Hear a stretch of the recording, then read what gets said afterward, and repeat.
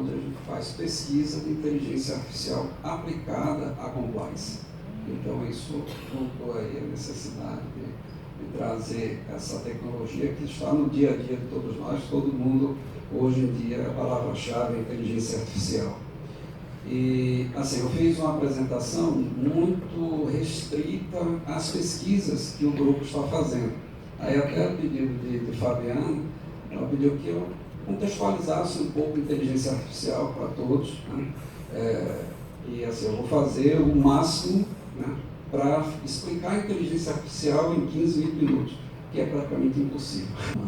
Mas o foco da nossa pesquisa em inteligência artificial é para a aplicabilidade de resolução de problemas nas empresas, nas organizações e, obviamente, o meu foco é o foco público, o foco desse time de compliance e inteligência artificial em compliance.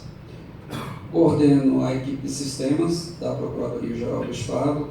Dentro da equipe de sistema existe um grupo que é chamado LIGOV, que é o Laboratório de Inovação Governamental, que o foco é a aplicabilidade da inteligência artificial dentro da Procuradoria-Geral do Estado.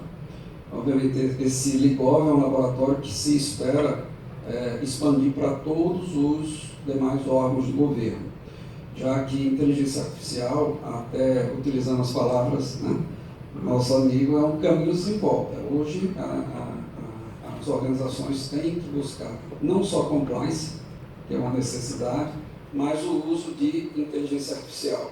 Vou dar o exemplo da Procuradoria. O Tribunal de Justiça ela já está aplicando o ELIS, que é a inteligência artificial do Tribunal de Justiça. A PGE ela já trabalha num volume muito grande de processos. Então, se a PGE não aplicar a inteligência artificial, o que vai acontecer? Vai ficar praticamente impossível dar vazão aos processos que vão chegar na Procuradoria, oriundos e do intercâmbio de processos entre tribunais de justiça e procuradorias.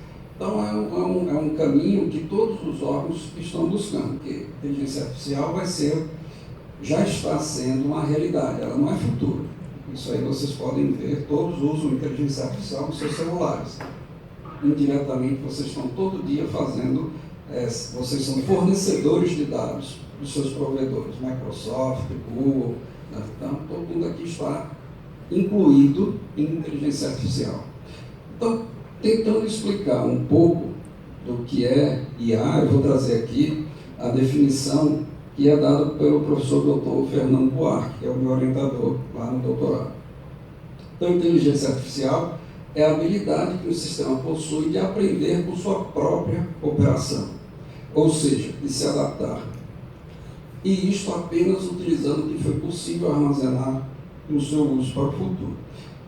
Essa definição ela explica a diferença de um sistema convencional, um sistema tradicional, que todos nós usamos no nosso dia a dia, para um sistema de inteligência artificial.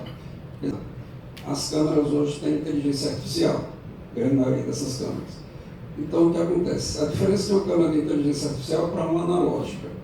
A analógica, se ela estava, vamos dizer assim, programada para disparar um alerta quando determinado objeto passasse na frente dela, se passasse uma folha, um gato, ela já ia disparar o alerta.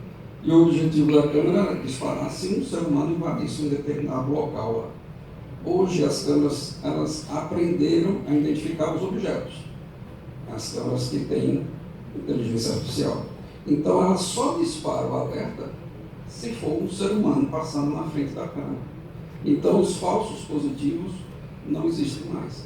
Então essa é a grande vantagem da inteligência artificial. Eu lendo um artigo, a China ela está já com câmeras, nas grandes cidades chinesas já tem câmeras em quase todos os locais. Então a gente fica imaginando, ela estava usando reconhecimento de padrões para identificar as pessoas. Agora, para quê? Então, nessa palestra passada, um dos representantes lá da empresa, ela falou, né, quem atravessa fora da faixa já está sendo multado.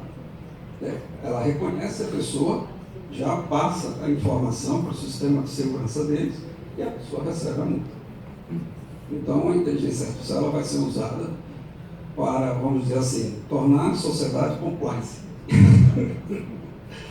Então, contextualizando um pouco o que é a inteligência artificial, a gente costuma dizer que a inteligência artificial ela tem três abordagens, né? Essa abordagem de enxames, né? A abordagem evolucionária e a abordagem neural. Falando dessa abordagem de enxames, os pesquisadores que fazem os algoritmos de IA baseados em enxames, eles estudam os comportamentos coletivos e replicam esses comportamentos em algoritmos para resolver problemas, vamos dizer, não tradicionais. Um exemplo não tradicional é logística. Então aqui é uma aplicabilidade forte de uso de inteligência artificial. E hoje, com o que nós temos de tecnologia e com a evolução dos algoritmos, incluindo os algoritmos de inteligência artificial, a gente consegue resolver todos esses problemas de logística. Então aqui são vários exemplos desses algoritmos da abordagem enxames. Esse aqui é o estudo das abelhas, colônia de abelhas, colônia de formigas, dos peixes, cardume de peixes. Então, a outra abordagem é a abordagem evolucionária. Essa abordagem evolucionária usa as técnicas de algoritmos genéticos e a técnica de coevolução, quer dizer, os pesquisadores estudaram o comportamento de seleção de indivíduos através de seleção, através de recombinação, inserção, mutação, e aí, no conjunto de elementos, de itens, de objetos que estão sendo analisados, é escolhido o melhor indivíduo para a próxima geração. E aí você vai sempre melhorando até encontrar o melhor indivíduo para aquele tipo de problema. E a terceira abordagem, essa abordagem, eu posso dizer assim, a abordagem mais utilizada, é a de redes neurais. Essa, vamos dizer assim, foi a primeira grande abordagem de IA que surgiu. Eu poderia até perguntar aqui, fazendo uma enquete rápida, quem acha que a inteligência artificial surgiu na década de 40? Por favor, levanta o braço. Ninguém acha que surgiu na década de 40? Muito bem. Um aqui. 2. Os dois acertaram. Uma pesquisa de um neurocientista com um matemático, Macaulay e Pitt. Esses dois cientistas, eles desenvolveram um neurônio, a forma de trabalho básica de um neurônio, estudando os neurônios. O neurocientista deu a base para que fosse desenvolvido o que viria a ser chamado de perceptron.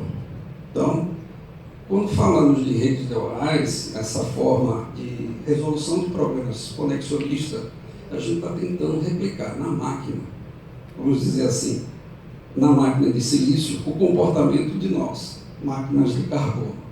Então, estudando o cérebro, a ciência, a pesquisa, está tentando criar um comportamento similar para a resolução de problemas.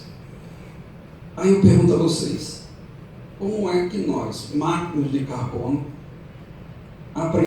Então, o estudo que começou lá na década de 40, né, o Macaulay e Pitt, era justamente replicar esse aprendizado, generalização. Então, generalizar dá à máquina a capacidade de aprender como nós aprendemos. E isso é o que diferencia um sistema de inteligência artificial de um sistema tradicional. Então, essa parte que começou na década de 40, ela foi evoluindo. Então, se a gente mostrasse em termos genéricos de história, essa primeira forma, na década de 40, teve um cientista chamado Franklin Rosenblatt, que ele estudando a forma dos nossas células de visão, ele melhorou aquele perceptron. Então ele criou o que a gente chama de MLP, o Multi Light Perceptron, que foi assim, uma grande evolução. Mas de lá para cá, todos esses algoritmos, eles foram... Só que, vamos dizer, a grande evolução de inteligência artificial aconteceu nos últimos 10 anos, quando essas redes aqui, que a gente chama de machine learning, evoluíram para essas redes aqui, que nós chamamos de deep learning. Quer dizer, o que é isso? Aí você tem vários nomes, né? Tem redes recorrentes. Hoje, a rede mais estudada nas academias são as redes convolucionais. Então, da forma que nossos neurônios funcionam, que ainda pouco se sabe, com todo o estudo que já foi realizado, mas se sabe que, na verdade, cada neurônio, que é o que nós chamamos de perceptron, eles se conectam um com o outro através de sinapses, que são sinais elétricos. Então, o que se faz hoje na inteligência artificial é pegar todos os dados, transformar esses dados em números e alimentar uma rede. Isso aqui, hoje, é o que possibilita todos esses recursos que nós temos de inteligência artificial. Por exemplo, quando vocês acessam um site que foi colocado lá, o CAPTCHA, que é aquele códigozinho de segurança, todo mundo que acessou, hoje em dia, como é que ele funciona?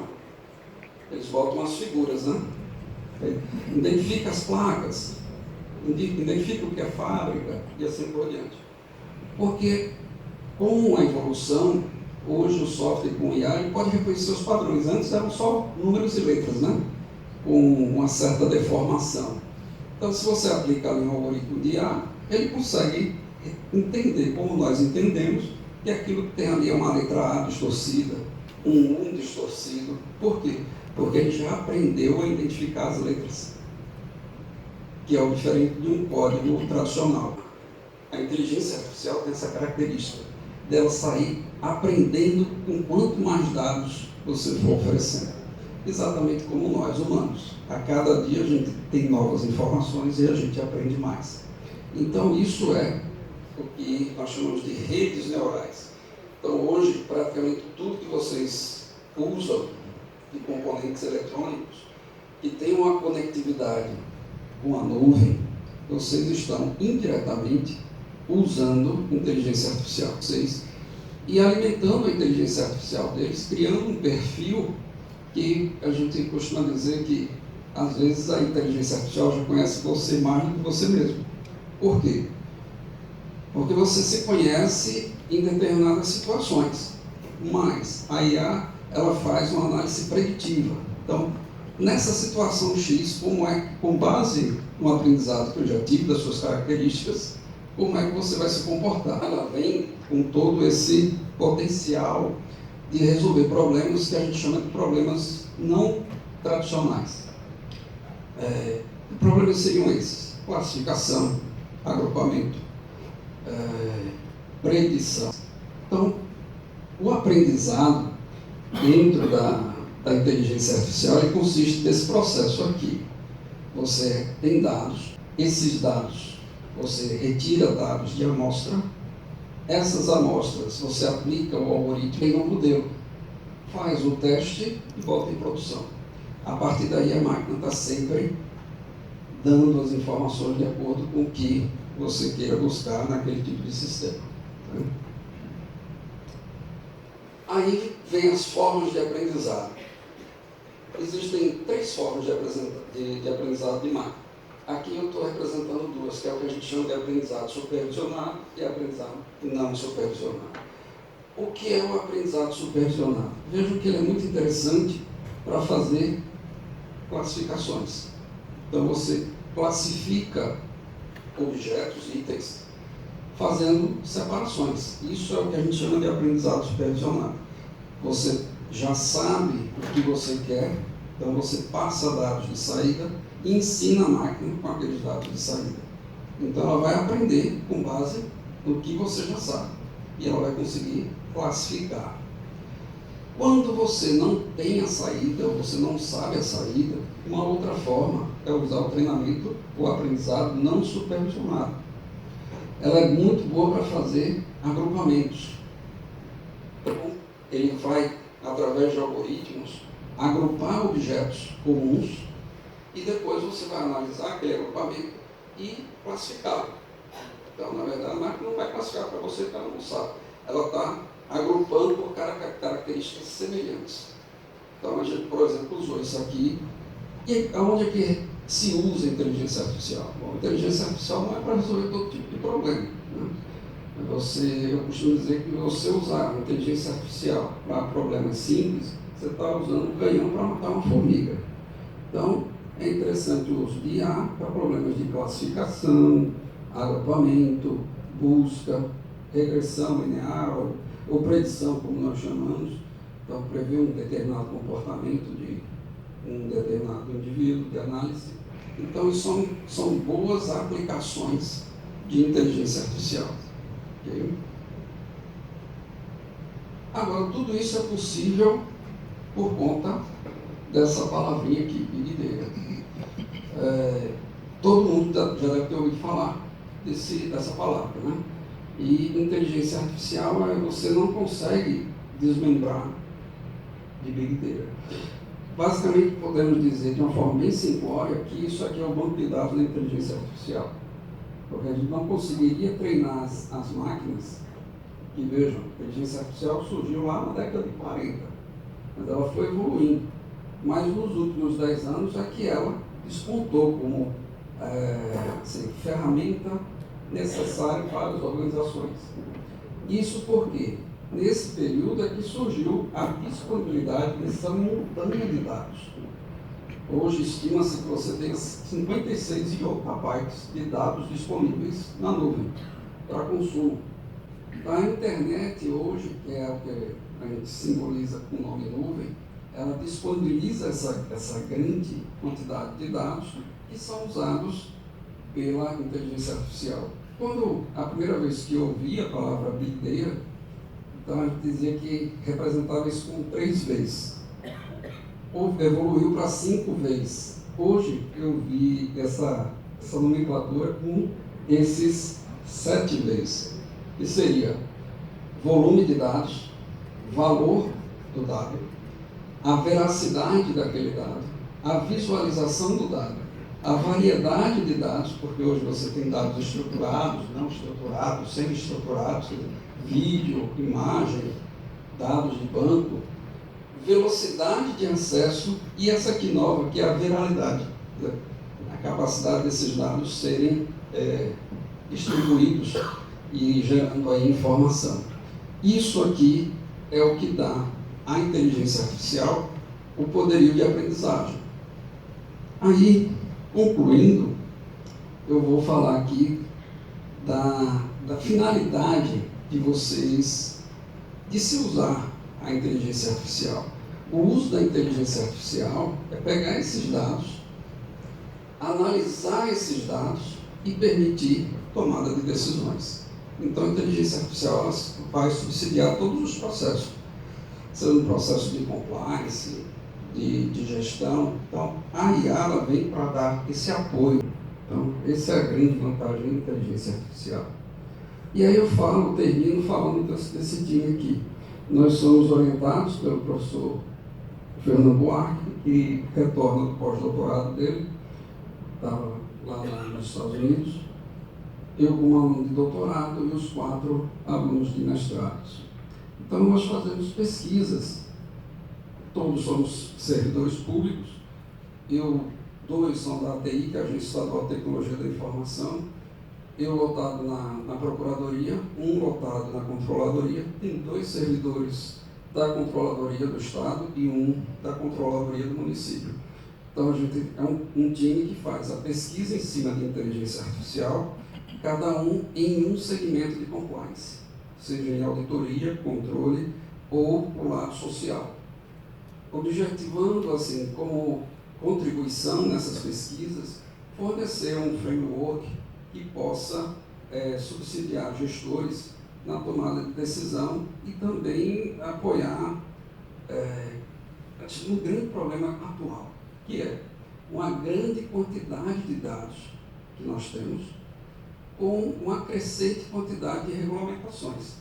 Então, cada vez mais existem regras, regimentos, normas para direcionar o comportamento, sendo uma pessoa física ou jurídica, e um volume grande de dados. Então, vou dar um exemplo. Um gestor analisando o termo de referência e verificar se ele está conforme com as leis, ele tem uma grande crescente volume de dados e normas. Então, vai ficar praticamente impossível um ser humano fazer isso sem um apoio de inteligência artificial. Então, essas são as pesquisas que o grupo está trabalhando. Eu trabalhando nessas abordagens, buscando o framework, Nilo trabalhando nessa parte social, João na parte de análise semântica, que é a interpretação textual, Renato trabalhando na parte de identificação de erros e falhas, para identificação de fraudes, e o Caio trabalhando na parte de outliers, né, de desvios e detecção de anomalias. Então, essas pesquisas visam apoiar o segmento de compliance com foco no serviço público. Okay? Eu espero que foi muito rápido falar de inteligência artificial, que é impossível falar em 15 minutos, mas eu espero que tenha dado um overview suficiente para todo mundo que não teve ainda esse contato acadêmico e aí consiga despertar o interesse. Obrigado.